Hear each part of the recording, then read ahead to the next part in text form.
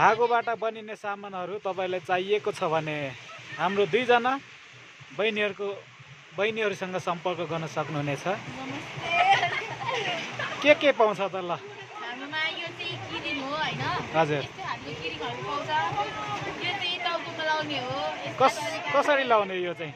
हजुर। पछाडी लाउने हो? हजुर, केटीहरुले लान्छ हैन? अगाडि लाउने होला हैन? कति हो नि प्राइस?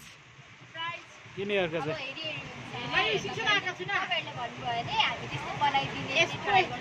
अर्डर अनुसार बनाइदिनुहुन्छ? मिलाएर हाम्रो विदेशमा सकिन्छ। त्यो फुलको चाहिँ कति रुपैयाँ पर्छ? यो त्यो अर्को चाहिँ 150 मात्र हो। यसो यो चाहिँ यस्तो तरिकाले सूर्यमुखी फुल जस्तै छ त, त्यही हो? यस्तो हो के यो चाहिँ यस्तो तरिकाले अब यहाँ पछाडि प्लास्टिकहरुले प्याक गर्नु बाँकी छ। हाम्रो अनि अरु के पाउँछ त? तपाईहरुलाई फुल पनि हेरिदिन्छु। बनिसकेर चाहिँ यो फुल तर अलिकति नमिल्ने भएछ है। यो त्यस्तो खालको फुल हो हैन? यो चाहिँ बनिसकेको छैन। यो त्यस्तो खालको फुल हो। आम्मामा राम्रो रहेछ नि त नि। यो चाहिँ अलिकति मजाले भएको छैन। बनाइसक्नु भएको छैन?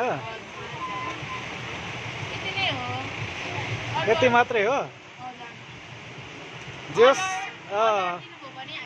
धागोबाट बनिने सामानहरू अर्डर अनुसार बनाउनुहुन्छ हैन? ओके। यो फुल हो। पसलको नाम के हो? पसलको नाम सृजना। सृजना धागोबाट बनिने सामानहरू पाउने। सृजना र नमिता को बिजनेस हो यो। यो चाहिँ फुल हो यस्तो खालको।